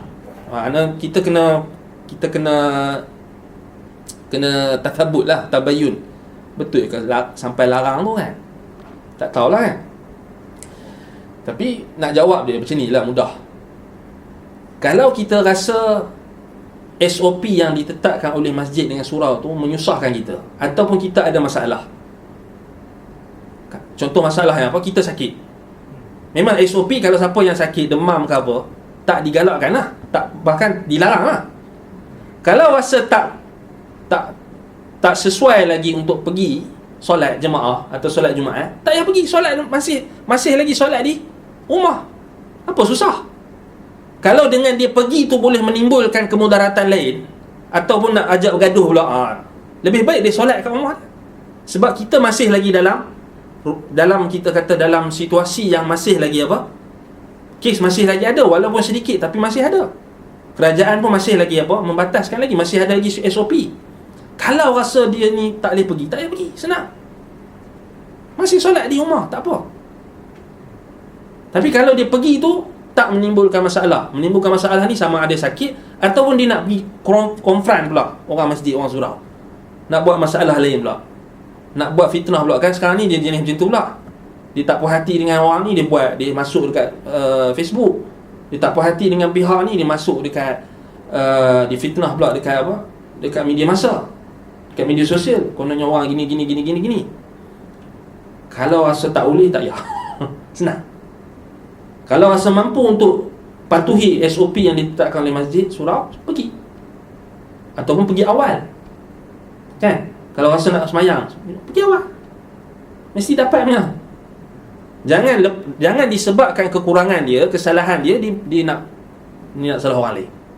Dia nak salahkan kerajaan, tak benarkan solat lah apa semua. Itu sebenarnya fitnah. Satu bentuk kita kata dia menimbulkan fitnah lagi. Dia menimbulkan kita kata apa? Dia nak konfront, ataupun dia nak provoke. Kadang-kadang dia tanya ustaz pun nak provoke juga. Sebab tu kita kena kan, macam tu kan jawapan dia, maksudnya sah solat dia, tapi kalau dia ada masalah, tak payah pergi, ya, senang. Itu perangai orang kita. Masih lagi kita kata apa? Masih lagi banyak kita kata nak menyanggah, banyak nak mempertikaikan. Kadang-kadang kita tengok pasal dia dah terdidik dengan budaya suka dia kritik, tapi terlampau mudah untuk mengkritik, tetapi tak kita kata tak objektif dalam kritikan. Kadang-kadang hanya nak menyalahkan orang lain, tak objektif, tak bagi solusi. Sebab itu kita tak mahu benda tu berlaku lah. Sebab banyak orang akan dia sampai tahap akan ada orang-orang yang macam ni, orang yang mencari fitnah dan membawa fitnah ni. Mereka akan cuba untuk menyalahkan kerajaan dan sebagainya, waliul amr dan sebagainya, pihak masjid dan surau. Kadang-kadang tu disebabkan oleh luka lama, bergaduh dengan orang JK masjid ke apa, masjid pejabat agama ke, jabatan agama ke, tak bagi tauliah ke apa, dia ada dendam lama. Kita tak mahu benda tu lah.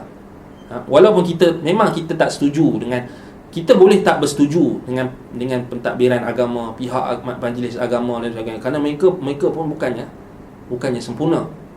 Tetapi jangan kita membuat provokasi, dan jangan kita menjadi asbab ataupun membuka peluang dan ruang kepada musuh-musuh Islam untuk attack Islam. Orang-orang liberal dia duk tunggu ni lah, dia tunggu nak attack, nak cari kelemahan dan sebagainya. Orang-orang musuh-musuh Islam ni, yang benci dengan Islam ni. Ya, kita kata memang tak nafikan pejabat agama, majlis agama dan sebagainya, institusi agama ni, dia ada kekurangan dia, kan? Tetapi janganlah kita menjadi lidah ataupun senjata pula kepada musuh-musuh Islam untuk attack. Kalau tak puas hati, ada saluran dia, pergi jumpa terus. Jangan kita gunakan media untuk kita buruk-burukkan. Pergi jumpa terus. Macam apa, kalau kita tengok macam tu lah juga kita marah kan, kalau orang berburuk dan buruk-burukkan negara kita. Yang baru ni Al Jazeera, dia buat video yang memburukkan negara kita. Sampai rakyat Malaysia ni, netizen ni, tentera bawang ni pakat hentam dia.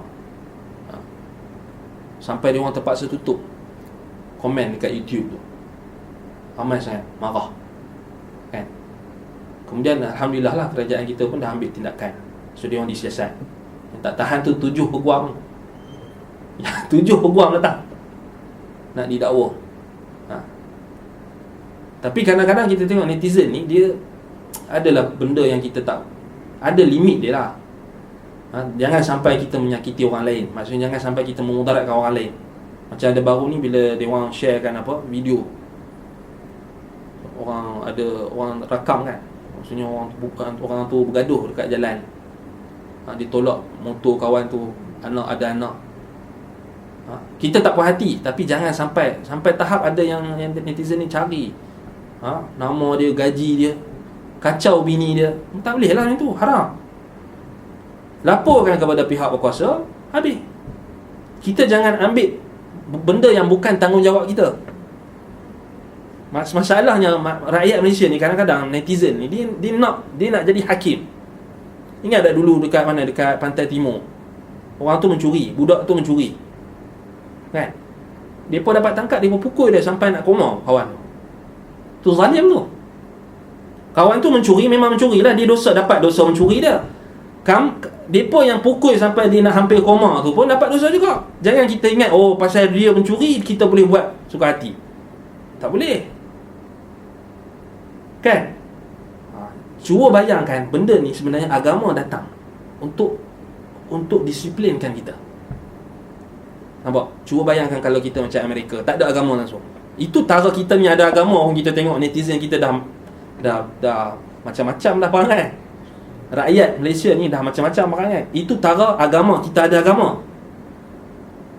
Bayangkan kalau kita tak ada agama, lagi tak boleh nak kontrol. Rasanya kerajaan kalau suruh buat apa-apa pun rasanya dia cakap macam dengan tunggul kayu ikut, kalau tak ada agama ni. Tapi agama ini mengajar kita supaya mentaati pemerintah. Mentaati pemerintah dalam hal makruf. Apa yang makruf maka kita taat, kita ikut. Kerana ketaatan kepada mereka itu adalah ketaatan kepada Allah. Ketaatan kepada Allah, ikutan kepada ketaatan. Wa ati'ullaha wa ati'ur rasul wa ulil amri minkum. Kita taat pemerintah bukan kerana dia bagi BRIM ke, dia bagi bantuan prihatin ke, bukan kerana dia bukan. Kita taat pemerintah kerana kita taat pada Allah. Kerana Allah perintahkan kita untuk mentaati pemerintah. Itu beza ahli sunnah dengan ahli bid'ah. Ahli bid'ah dia taat pemerintah sebab pemerintah bagi dia duit, sebab pemerintah sokong dia, sebab dia jack pemerintah. Tapi ahli sunnah, kita mentaati pemerintah bukan kerana dia ni fulan, bukan dia kerana alan, bukan dia kerana sekian, tapi kerana Allah Subhanahu Wa Taala perintahkan kita untuk mentaati mereka. Ketaatan kita itu berkait dengan ketaatan kepada Allah. Itu beza dia. Jadi alhamdulillah atas nikmat Islam dan juga sunnah. Baik, kemudian kita balik pada perkataan Imam Ibn Qayyim rahimahullah. Dikata lagi di sini, Allah juga memutuskan hubungan perwalian antara mereka dengan orang-orang beriman. Allah Subhanahu Wa Taala di sini wa qata'al muwalah bainahum wa bainal mu'minin. Allah memutuskan hubungan muwalah, yakni perwalian antara orang beriman dengan orang kafir, orang musyrik. Walaupun dia adik-beradik, walaupun dia anak beranak. Sebagaimana Allah memutuskan perwalian antara Ibrahim dan Azar bapaknya.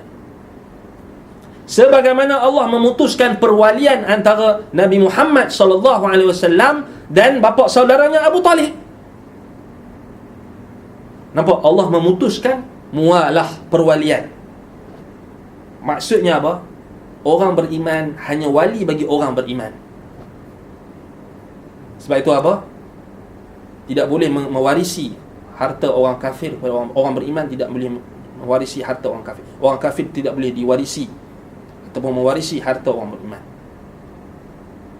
Nampak? Dan ini yang dimaksudkan dengan memutuskan perwalian. Sebab Allah Ta'ala mengisytiharkan walinya hanya orang-orang beriman.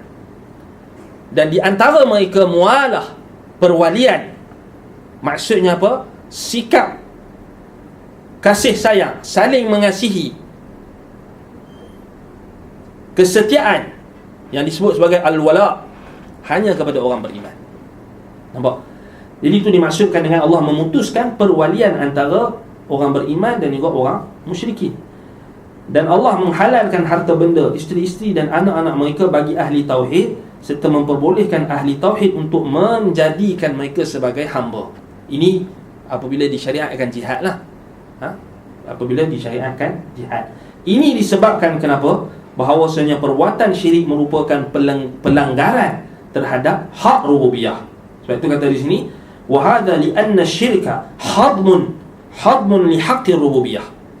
Kerana syirik itu adalah pelanggaran terhadap hak rububiyah, hak ketuhanan. Wa tanaqqusun li 'azamatil ilahiyah, dan pengurangan terhadap keagungan ilahiyah, keagungan ilahi.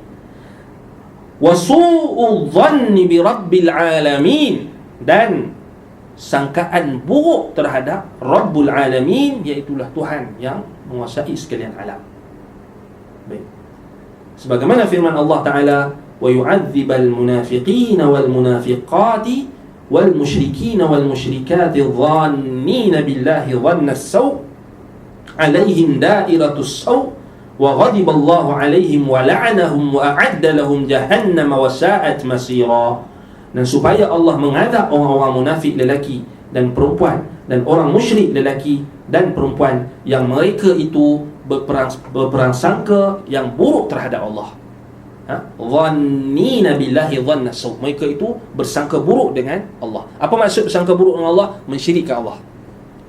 Orang yang bersangka buruk dengan Allah, pertama sekali mereka adalah orang yang mensyirikkan Allah, kerana mereka menyangka bahawasanya mereka telah melanggar hak Allah Subhanahu Wa Taala, dan mereka telah mengurangkan keagungan Allah Subhanahu Wa Taala. Jadi sebab itulah Allah Taala namakan mereka sebagai orang munafiqin dan munafiqat, musyrikin dan musyrikat, adh-dhannina billah dhanna as-saw' alaihim dairatus saw', dan mereka akan mendapat kebinasaan ataupun giliran kebinasaan yang amat buruk, iaitulah apa? Neraka.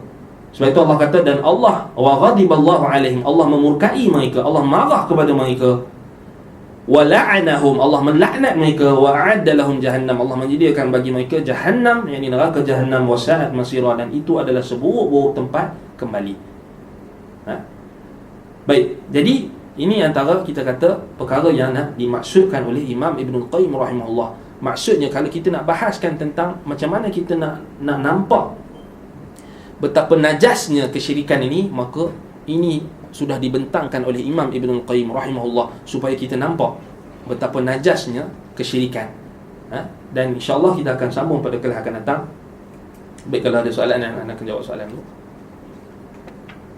Najis itu nyata kenajisannya. Najis itu dikumpulkan, pengertian itu adalah najis. Macam itu. Baik. Najis itu nyata kenajisannya. Najas itu dikumpulkan, pengertian itu adalah najis. Macam mana soalan ni? Anda pun tak faham. Najis itu nyata kenajisannya. Najas itu dikumpulkan, pengertian itu adalah najis. Macam itu kah Ustaz? Soalan pun anda tak faham, Allah. Tapi anda nak bagi tahu di sini beza najis dengan najas. Jadi kita kena faham, najas zat dia itu najas, zat dia itu najis. Najis dia maksudnya dia boleh jadi, maksudnya dia datang pada pakaian ataupun tempat dan sebagainya, disebut najis. Maksudnya najas, najas tu ain najis tu. Macam kita bagi contoh tadi, air kencing. Air kencing tu najas. Bila dia kena dekat tempat, contoh dia kena kat pakaian, dia jadi najis. Dia disebut sebagai najis kerana dia mutanajis, dia menajiskan. Bila kita sebut najas, zat dia tu najas.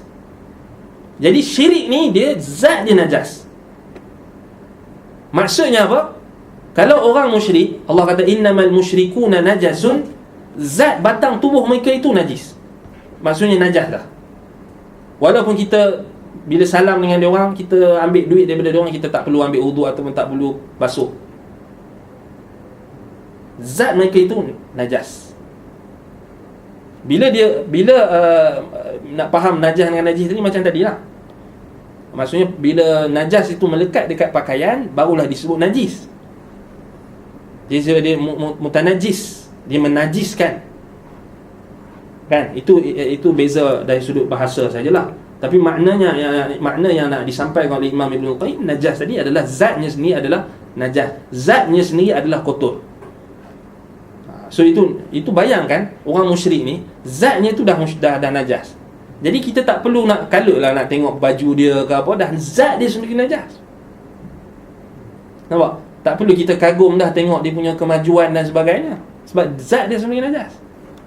Selagi dia ada syirik, maka dia najas. Itu maksud dia. Dia tak ada istilah kita kata nak kena dikumpulkan pengertian kenajisan tu. Baik. Ada soalan lagi? Ada? Baik. InsyaAllah kita tangguh dulu. Kita akan sambung pada perbahasan akan datang. Aqulu qawli hadha wa astaghfirullah li wa lakum. Subhanakallahumma wa bihamdika asyhadu an la ilaha illa anta astaghfiruka wa atubu ilaik. Sallallahu ala Muhammadin wa ala alihi wa sahbihi wa baraka wa sallam. Alhamdulillahirabbil alamin. Assalamualaikum warahmatullahi wabarakatuh.